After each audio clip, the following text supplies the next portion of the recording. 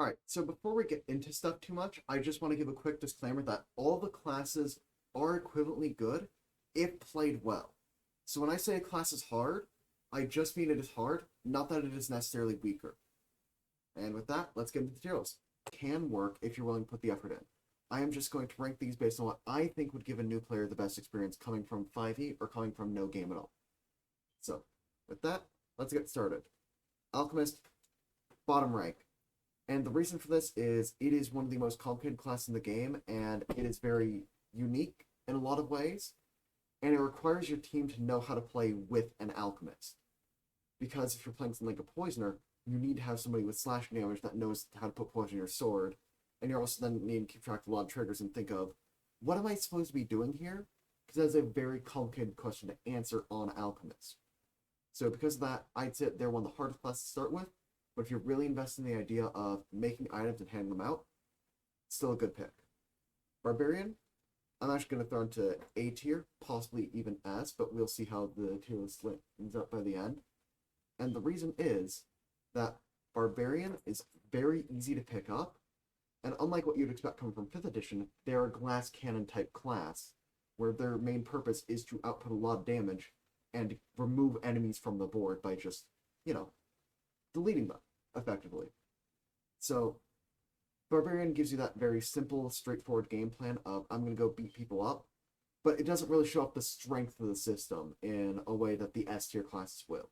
So that's why I'm putting on the border of A and S, because it just doesn't have that little bit of extra that pushes it over the edge.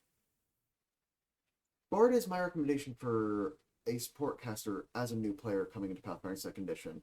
Their core gimmick is to buff your entire group with a single action, so they do have a very easy thing to lean on for their third action after they cast their 2-action spells like Telekinetic Projectile, Fear, Magic Weapon, any of those. So it's a very good pick as a simple caster that then has a nice, simple mechanic that you can follow it up with. Overall, solid choice. If you're looking for the Sportcaster game plan, I think Bard's the pick for a new player. Champion, I'm going to put right next to Barbarian. It's the premier defensive class. It can heal people with its Lay on Hands focus spell that can recover every 10 minutes. So it gives you a lot of out-of-combat healing, and in combat, it's all about positioning and making use of their champion reaction, which does very powerful things depending on their subclass, and puts them into a very heavy protector role. So if you want to play a protect that character, absolutely go for champion. Cleric, gonna put Cleric into C tier. A lot of people get mad at me for that, but my reasoning is, clerics are actually really weird to build in PF2, because they want you to have wisdom for your actual spell DC. They want you to have charisma, so you can get extra casts of the heal spell. And then in addition to that, you're going to want physical stats to either wear armor if you're a war priest, use weapons that you have some damage that doesn't come from the, quite frankly, terrible divine damage cantrips. And you really need to know what kind of cleric you're building right from the outset when you're building your stat array. And that's really how you make differences between clerics. And that can be really complicated if you're a new player coming from other systems where clerics are just, oh yeah, throw into Wiz, then get into armor and you're done. That need to also have charisma makes them really complicated to build in terms of what you want to see from them. That being said, if you want to play a cleric type character, have a bunch of heals, they're a great pick. It's just that you're going to need to put in a little bit more work in the concepting phase when you're doing your stat array. Now, Druid. Druid is another A tier. A tier will be very, very large by the end of this. And my note with Druid, if you're coming from 5e, is Wild Shape is not as good as you think it is. You should not be Wild Shaping all the time, always. It's mostly a class that's about carrying the Primal Spell list. And the Primal Spell list contains Electric Arc, which is the best damage dealing cantrip in the game, and it has Heal, which is the best healing spell in the game. So you're already pretty set for, being a solid character. They also get medium armor and shield, so, yeah, you can just play Druid, have wisdom, and have a great time. It's exactly what you'd want from a damagey support caster. So, go in there with that expectation, you won't be disappointed. Fighter, first S tier. Reason being, Fighter really has you learn the 3-action economy in a really elegant way, and it shows how interesting the system can get when you start putting the different feats together. Because fighters don't have the subclass, they build what they're doing based on the feats that they pick up. So I really like Fighter for that, and their attack of opportunity really can lock down enemies and turn things into very much the fighter's favor. So, because of that, I put Fighter in the S tier, because all the types of fighter are really good and really interesting, but also really simple to pick up. Monk. A lot of people would put Monk into A tier. I'm actually going to put Monk into B tier because it runs face first into the third action problem at Mach 10. Because most classes on the martial side of things attack twice, and I go, well, now what do I do with my third action? And that's a big dilemma that a lot of people need to solve. Monk comes into that problem at action 2. So they have 2 more actions they need to fill, and if you're not an experienced player and know what you can do, you're going to have a lot of turns on Monk and you're like, well, now what? And then just be completely lost because there really aren't that many options for you. That being said, if you learn how to fully utilize move actions and learn how to fully utilize things like demoralize and things like battle medicine, Monk is a great pick. Now, Rangers, this is an interesting one. I'm gonna go ahead and put them, they're between A and B for me. I'm gonna put them at the high end of B. And the reason for that is, depending on your subclass, you're going to be doing a different thing. But I think that each of the subclasses have their own issue. And Flurry is the one that is the most attractive for most people. But I also think that trains bad habits, because it really encourages you to just never stop attacking, which isn't really how PF2 is designed to be played, because it really turns that third action thing, just removes entirely. Which, yeah, it's fine, it's fun. But, you lose a lot of the depth in what makes PF2 special to me, but it is still very, very solid, very strong, and still pretty simple. It's just that it's not what I'd recommend for getting the PF2 experience, really. Rogue? You can put Rogue at the top end of A. Their entire gimmick is they get a lot of skills, a lot of skill feats, and sneak attack. So sneak attack trains you to always be looking for those bonuses, and the rogue subclasses each modify your game plan just a little bit. Down them that little bit of spice, a little bit difference. Feats are just like that little bit difference. But rogues, their main thing is you learn what the skill actions do, and you gain access to all of them. So you don't run into the third action problem, because you always have something interesting to be doing with your skills. Sorcerer is like the ideal caster. Its gimmick is it has more slots than other things, and it's just a standard caster beyond that. So I'm going to put an A tier because it's a solid first pick. If you just want to see what playing caster feels like, good pick. You can use any spell list. Not a lot to say about it. Wizard, I'm actually going to go and put in a C tier right next to Cleric, because picking spells for a wizard and figuring out how the spellbook works, figuring out the 2 subclasses, and putting all this together is quite difficult. Maybe they should be B tier. I'm going to still put them in C tier, just because I feel like Wizard is the type of class that expects you to know a good amount about how spells function. Because Sorcerer, being a spontaneous caster, if you make a mistake and you pick a bad spell that just isn't that applicable, you can still get around it by just casting the other things, and you don't need to worry about it. But with Wizard, if you picked a spell that isn't that good for your adventure day or whatever, you're stuck with it by the nature of being prepared caster. And I didn't dock being a prepared caster from Druid, because Primal, you just prep heals and damage spell and you're good.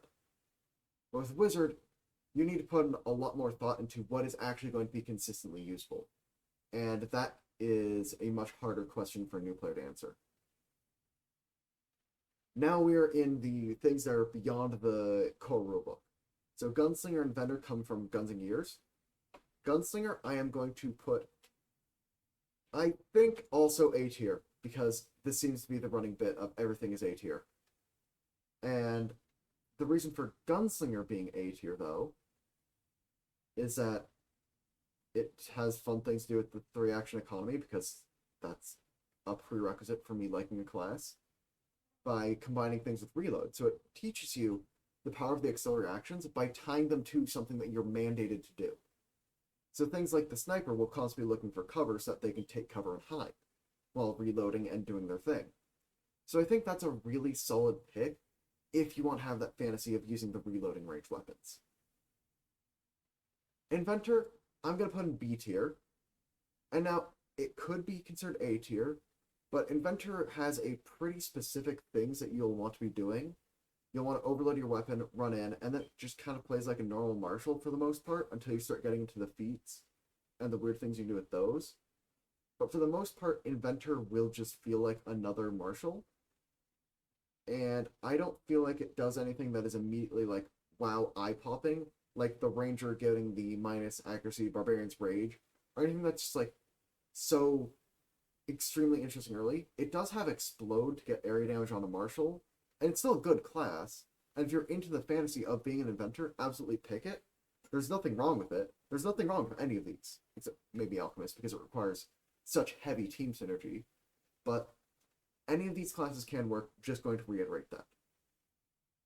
Investigator, also dropping into B tier, because Investigator requires you to be thinking a lot on your turn because its core mechanic involves rolling a die and then choosing to commit to that die or do something else before you commit the actual attack action. So before you have multi-attack penalty, and you're doing a lot of shuffling of your actions based on what you see that first die roll.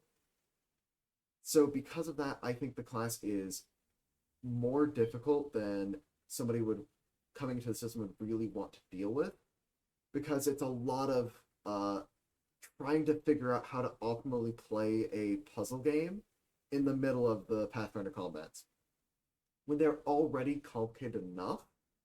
So I'm going to put Investigator into B tier for that reason. And if you want to play something with that flavor but are scared by the complexity, try out Mastermind Rogue, because it gives you a very similar feel, but that just has everything tied to flat-footed, which is more understandable and more core to the system for trying the system out. Now you have Magus, which is our default sword and spell type character, which I'm going to also put in B tier for the sake of its complexity, because Magus really expects you to be on your game and figuring out when exactly am I supposed to spell strike, when do I get to recharge it, when should I just hard cast a spell, when do I just go for a normal strike, when do I actually enter Arcane Cascade, blah blah blah blah blah. And so because of all those decision points and all that difficulty, I'm going to put it in B tier. That being said, if the concept really appeals to you, absolutely can go for it. It's really fun. It's just a lot of decisions to be made at all times. Oracle, I think I'm going to put Oracle in D tier along with Alchemist, just because it's so hard to understand and it's so hard to play well. Because all the classes are balanced when played well. But Oracle is one of those that's extremely difficult to play it well. So it tends to be pretty below curve, because if you're not managing that curve properly, it'll really, really bite you in the butt. Now Psychic is a little bit weaker at the low levels, just due to how Unleashed Psyche works and the amps and how all that scales. But I think overall it's fine, but trying to understand the wording on Unleashed Psyche for a new player is where I'm going to put in C tier. Because go ahead, try and read the Psychic and explain to me what it does. It's an entire thing. It's like you're learning a subsystem on top of the system to have the class work. When I think that if you're a new player and you want to try out being a caster that does damage, I would highly recommend Druid or Sorcerer for that. Highly recommend those two instead. But if the flavor of the Psychic is really appealing to you, you can absolutely go for it, and it can work and be a lot of fun. I'm just saying it is going to be quite a bit of work. Summoner, to put in C or D tier. Tough choice. I'm going to go D tier just for the sake of the conversation, because of the rules headache of, I'm controlling two characters. So I'm going to say it's D tier if you have a new GM. If you have an experienced GM that's dealt with the summoner before, they go to C tier. Because there's going to be a lot of rules questions that come from, I'm actually controlling two characters and we share actions. Because as soon as you start getting to effects that start saying, like, everybody within this range has a bonus, or everybody within this range gets healed by this much, and you start getting to the arguments of how the area effects work, when, by the way, it is whoever would be affected more is the one that gets affected for both, which is weird, but how it works. and a lot of rules quirks like you can be immune to somebody's battle medicine, but your Eidolon isn't, so you can effectively double up on battle medicines that way. It's a lot of weirdness from that class, and that's why I'm putting it down in the lower tiers, just because it's so weird in terms of the rules around it. And also you're interacting with both the martial and the mage halves of the system at the same time, so you have to learn both halves of the system like right away. So it's a lot to learn, but if you want to be a JoJo stand user, that's the way to do it. Nothing else gets even close to that. So if that's your class fantasy, absolutely pick a summoner. So Swashbuckler. Thing about Swashbuckler is their core mechanic is all about timing when you want to do your finishers, and if you're doing them every turn, trying to re-get your panache every turn, you can try and do that and make that work, and it could be good. It's just that that's not really playing at full efficiency, so playing full efficiency is pretty difficult, but it's also pretty damn fun. So I'm between putting them into A and B tier. I think I'm gonna move them to A tier. They're gonna be my final A tier pick. Just because I feel like as a new player, that could really, really invest you in the system, but is the most complicated class that I put into A tier in terms of how you actually will want to play the game. So that's that. Thaumaturge. The way I describe Thaumaturge is it is a grab bag of strange gimmicks, but it all comes together in a coherent way at the end. But it's a lot of rereading to try and understand what's going on, to try and understand what you're putting together exactly. So because of all that rereading and learning, I'm going to put it right next to Magus because I think they are kind of similar in difficulty, where I think Magus, it's a lot of, okay, what are my spells doing, and then when do I spell strike? Where Thaumaturge is, okay, what does Exploit Vulnerability do exactly? How do I use these implements to the best of my advantage? So they both have kind of similar difficulty curves because of that. So I'm going to put it along there for my recommendation as a new player. Final class, Witch. D tier. Reason being is familiars are hard as hell to use if you don't have a game plan with them. And Witch is kind of based around its familiar. So because of that, I'm going to put Witch in D, leave it there. And we're going to call that the tier list. So, let me know in the comments what you think. And if you think I should be making more videos of this style or what other things you want to see me make on this channel. And with that, bye.